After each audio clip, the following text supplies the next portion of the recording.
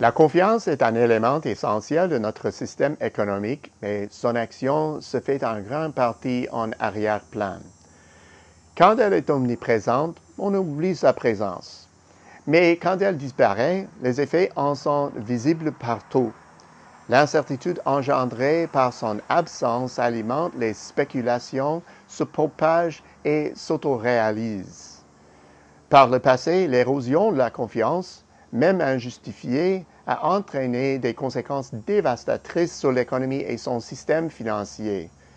Dans le climat d'incertitude actuel, doit-on s'inquiéter de l'état de la confiance? Certaines images sont éloquentes. Les photos prises lors de la Grande Dépression montrant des personnes massées devant des banques, stupéfaites par le plongeon des marchés boursiers et le chômage qu'il a créé, en faisant la file à la soupe populaire, témoignent des réelles répercussions d'une profonde crise de la confiance. Aujourd'hui, la même dynamique est à l'œuvre. Nous l'avons vu à petite échelle au premier jour de la pandémie. Redoutant d'une pénurie d'aliments, les consommateurs ont fait des réserves de produits de première nécessité et, dans la foulée, provoqué bien inutilement de véritables pénuries. Pendant un moment, nous avons perdu confiance dans l'efficacité du réseau de distribution et, par le fait même, prouvé que malgré les progrès accomplis depuis la Grande Dépression, nos réactions ont été très semblables, tout comme d'ailleurs les résultats. Plusieurs défis pourraient mettre notre confiance à l'épreuve. Les multiples vagues de la pandémie, l'ampleur de la dette des entreprises et des gouvernements, les perturbations géopolitiques, le néoprotectionnisme, les années de croissance décevantes depuis la crise financière mondiale, le populisme et la polarisation des perspectives et d'autres facteurs ponctuels. Et puis, il y a ce que les chiffres nous révèlent. Étonnamment, l'élan de la confiance se maintient dans la première économie du globe. Selon la dernière analyse du Conference Board, la confiance du consommateur est revenue au niveau d'avant la pandémie en début d'année. En tant que baromètre de la confiance commerciale, l'indice composite de l'ISM reprend du mieux et se situe bien au-delà des niveaux du début de 2020. Le portrait est identique de l'autre côté de l'Atlantique. Là-bas, la confiance des consommateurs a retrouvé des niveaux d'avant la pandémie, et ce après la remontée opérée de mars à juin, qui s'est maintenue jusqu'en août.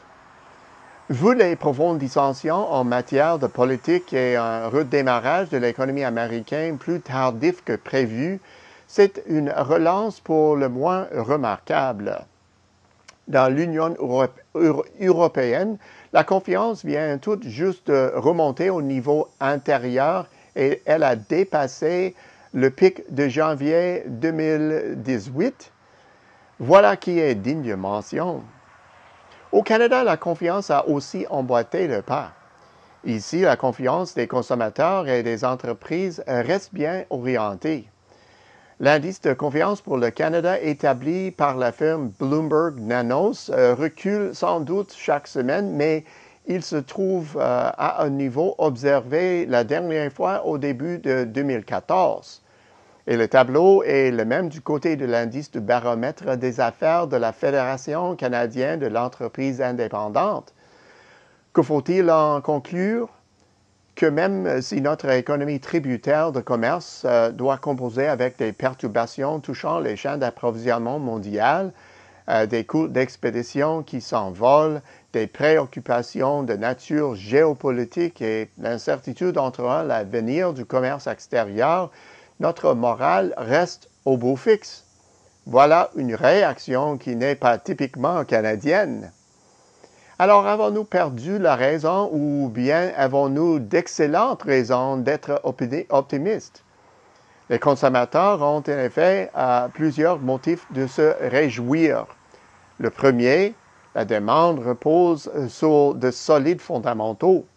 Le deuxième, L'épargne est abondante, la pandémie ayant limité les options d'achat. Troisième motif, l'économie profite toujours des fonds injectés dans le cadre des programmes de relance publique sous la forme de mesures budgétaires et monétaires. Enfin, quatrième raison, il y a fort à parier que les gestionnaires de portefeuille soient enchantés par la performance récente des marchés boursiers. Les mêmes facteurs jouent sur la confiance commerciale, sans compter que les entreprises doivent s'adapter à ces perturbations. De manière générale, les vagues subséquentes ont une incidence moins vive sur la performance générale. Nous pourrions ici commettre une grave erreur. Rassurés par l'état de la confiance, nous pourrions nous occuper d'autres choses. Or, la stabilité économique et politique actuelle est fragile. Nous savons que le vent d'optimisme peut tourner à tout moment. Il est donc capital de veiller à ce que l'économie garde le cap. À cette étape-ci, des bouleversements majeurs pourraient miner les immenses efforts déployés à ce jour et l'incroyable travail de coordination mené pour arriver jusqu'ici. Il sera primordial de revenir à un rythme de croissance plus habituel, qui est porté par l'activité du secteur privé. Cette transition ne se fera pas d'elle-même. Il faudra beaucoup d'efforts pour l'orchestrer avec brio. Au bout du compte, nous avons de nombreuses raisons d'être gagnés par la morosité. Pourtant, dans l'ensemble, l'optimisme règne. Alors que le secteur privé prend graduellement le relais comme moteur de l'activité, il sera vital d'assurer une transition en douceur pour maintenir la confiance jusqu'à la fin de cette crise planétaire. À la semaine prochaine, c'est Peter Hall.